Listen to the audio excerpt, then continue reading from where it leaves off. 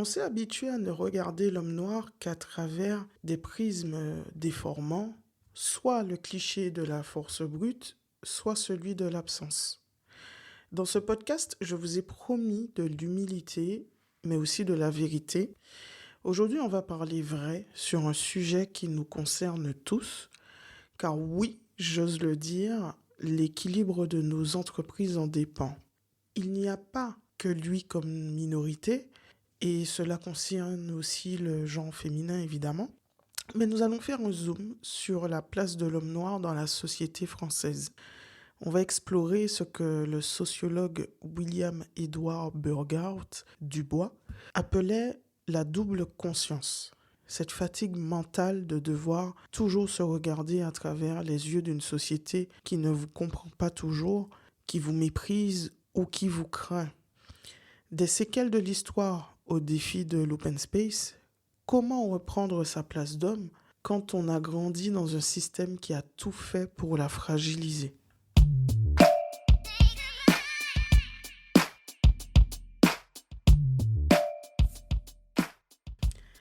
Pour comprendre l'homme noir aujourd'hui, il faut avoir le courage de regarder d'où il vient. Prenons l'exemple des Antilles françaises, parce que c'est un laboratoire unique de l'identité. Pourquoi unique? Parce qu'aujourd'hui et depuis 1946, avec la départementalisation des 4 vieilles colonies, l'Antillais naît pleinement français, en tout cas sur le papier, dans des territoires qui ont été annexés par la force des siècles. Pourtant, malgré ce statut de citoyen français, on catalogue souvent cet homme à travers des clichés. Un manager trop autoritaire, celui de l'homme volage, du père absent, à l'origine de l'instabilité familiale et des familles monoparentales qui sont devenues une sorte de norme d'ailleurs. Mais pourtant, est-ce que c'est une fatalité culturelle? Est-ce qu'on a pris le temps de regarder les cicatrices invisibles derrière ces comportements? Aujourd'hui, on plonge dans une analyse profonde de l'identité masculine noire, des plantations aux open space de la défense, sans oublier le vécu des générations d'origine africaine arrivées en Europe pour étudier, vivre ou survivre. L'Antillais n'est pas simplement un homme qui vit sur une île. Il est le fruit d'un triple exil. Le premier, c'est celui de ses ancêtres, capturés et arrachés à la terre africaine.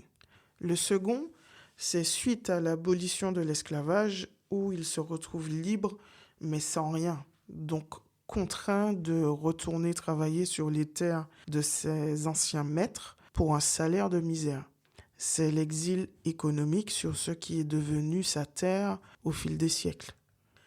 Et le troisième exil, c'est celui par exemple du Bumidum dans les années 60, ou sous une autre forme encore aujourd'hui par le biais d'un départ plus ou moins forcé à la recherche d'une pérennité professionnelle. Oui, parce que l'homme antillais, tout comme la femme antillaise, doit quitter sa famille, ses racines pour venir travailler en hexagone. Donc encore un déracinement à 8000 km sous un climat et des codes a priori radicalement différents. Parler de l'homme noir, de l'instabilité des familles sans évoquer le passé, c'est ignorer que cette instabilité a été orchestrée, institutionnalisée par le système esclavagiste. Les études modernes comme les travaux de la psychiatre Joy de Gouy sur le post-traumatic slave syndrome démontrent que le stress traumatique se transmet, il traverse les générations.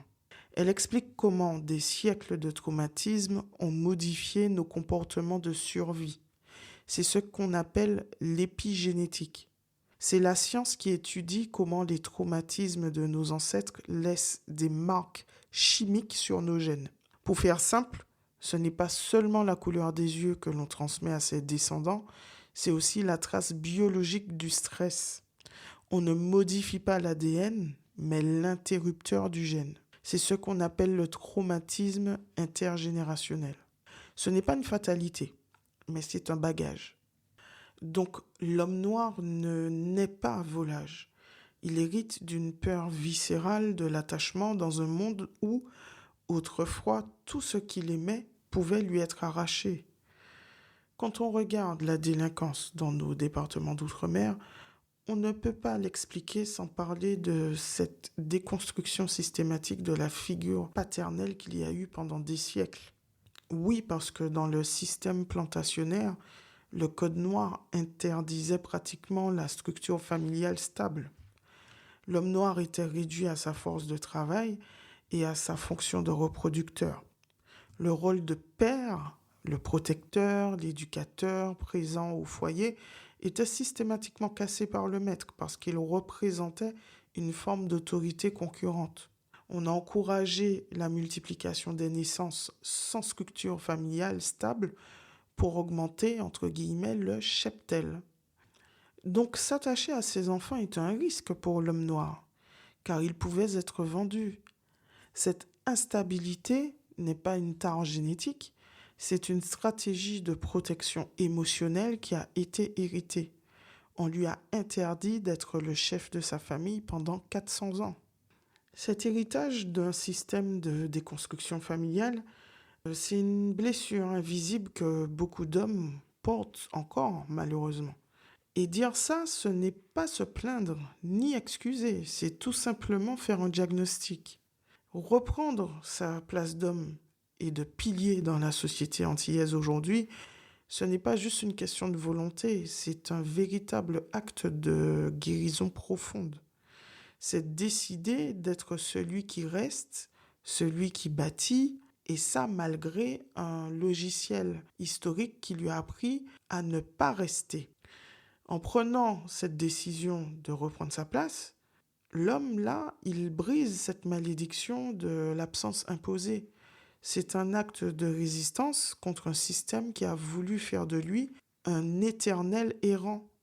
Il va s'affranchir d'un rôle qu'on lui avait attribué pour devenir l'architecte de sa propre lignée. Et cette difficulté à trouver sa place est accentuée par un sentiment persistant d'exclusion. C'est là que le concept de dissonance cognitive intervient.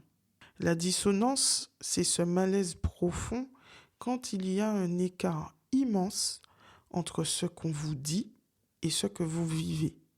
On dit à l'antillais « tu es français », mais on le traite dans les faits souvent comme un invité dans sa propre maison qui ne doit pas faire de bruit. On lui promet l'égalité républicaine, mais il ressent dans les institutions, dans les médias, dans les situations de vie quotidienne, une forme de mise à l'écart. Et si c'est complexe pour l'antillais, imaginez le défi pour l'homme français, mais cette fois qui vient du continent africain. Que l'on soit dans la République par l'annexion des îles ou par les vagues de l'histoire coloniale, la conséquence est la même. J'oserais dire même qu'elle est encore plus délicate. Parce qu'en plus d'avoir une couleur de peau qui visiblement dénote, lui ou ses parents sont issus d'un parcours migratoire. Et là, on fait face au paradoxe du respect des codes. Si vous allez au Japon, il est normal de se conformer aux codes japonais, parce que vous êtes étranger. Mais quand on est français, on est chez soi. Pourtant, l'homme noir subit une injonction permanente à l'intégration, comme si sa présence était toujours conditionnelle. C'est ce que Césaire appelait être un Français à part entière, mais un citoyen entièrement à part. Pourquoi est-ce que c'est si clivant ? Parce que cette dissonance cognitive est nourrie par une pudeur institutionnelle.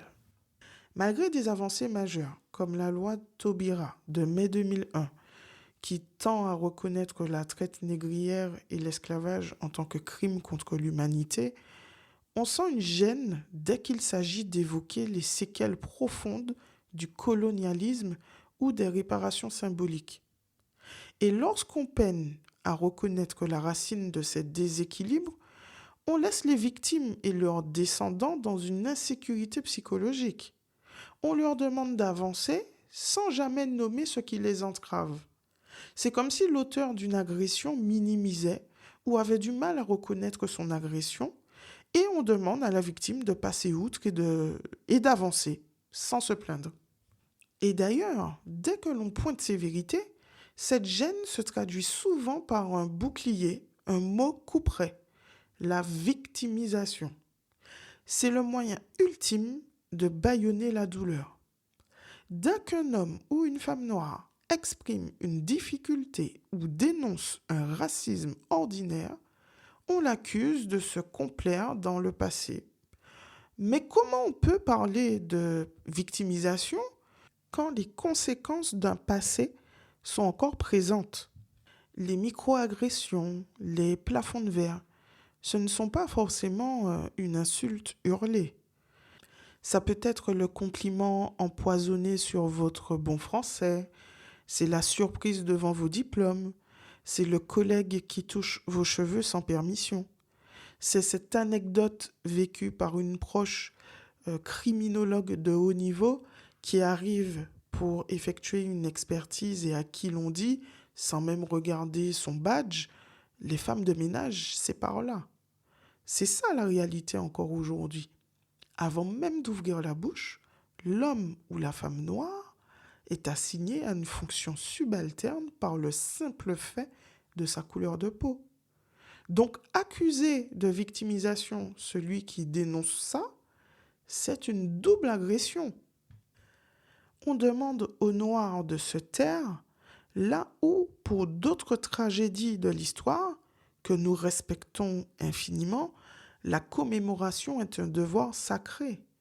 Il n'est pas censé avoir de comparaison dans la souffrance, surtout celles qui sont d'une gravité sans nom. Alors pourquoi la mémoire de la souffrance du peuple noir est perçue comme une plainte, alors que celle des autres, c'est une dignité? Le déni n'a jamais aidé à guérir une blessure, hein. Reconnaître le passé, ce n'est pas vouloir punir le présent, c'est simplement permettre aux citoyens français noirs, selon les valeurs de la République, de se sentir enfin à leur place et sans le quémander. Cette part de l'histoire doit être acceptée et assumée par tous pour que nous puissions enfin construire cet avenir en commun sans que personne n'ait à baisser les yeux. Mais le silence d'en haut autorise le mépris d'en bas. Parce que si dans les hautes sphères, on est timide sur cette reconnaissance, en bas, dans l'open space, personne ne se sentira obligé de respecter l'intégrité de l'homme noir, si ce n'est cette personne qui est dotée d'une certaine humilité et d'une honnêteté intellectuelle. Et on est forcé de constater que ce poids historique se déplace directement dans le monde du travail. L'homme noir, qu'il soit antillais ou d'origine africaine, arrive au bureau avec une double charge mentale. Il doit lutter contre le préjugé, donc tout comme la femme noire, il est soumis à une hypersurveillance. Porter des locks ou avoir un style trop affirmé est souvent perçu comme un signal de danger ou de rébellion. Il doit souvent lisser sa voix, son accent, surveiller sa posture, être 2 fois plus courtois pour ne pas inquiéter l'imaginaire collectif. On attend de lui qu'il soit, entre guillemets, le noir de service, souriant, chaleureux, certes, mais adaptable et sans excentricité. Et attention à ne pas trop manifester de désaccord, même avec le ton le plus respectueux possible, sinon il sera taxé d'agressif. Pour la femme noire, elle fera face au cliché de la Black Angry Girl, donc la femme constamment en colère. L'intégrité pour un homme noir en entreprise, c'est souvent naviguer entre deux clichés. Celui de l'homme trop charismatique, intimidant, ou celui de l'homme qui doit se faire tout petit pour ne pas effrayer. Pour être crédible, il a cette pression de devoir faire 2 fois plus que les autres. Mieux parler, mieux écrire, mieux s'habiller. Il sait qu'il n'a pas le droit à l'erreur, parce que son échec ne sera pas vu comme celui d'un individu, mais comme une confirmation des préjugés sur sa couleur de peau. Donc, il aura l'excellence comme survie. Donc, l'homme noir moderne porte 2 poids. Il se bat à l'extérieur pour prouver sa valeur sans faire d'erreur, et il se bat à l'intérieur pour construire un modèle de foyer en étant présent, fidèle, aimant, et pour lequel il n'a parfois pas eu de mode d'emploi. Donc s'affranchir de l'épigénétique, c'est aussi refuser ce jeu de rôle. C'est entrer dans une salle de réunion sans avoir l'impression de devoir rassurer, entre guillemets, ses collègues sur sa légitimité.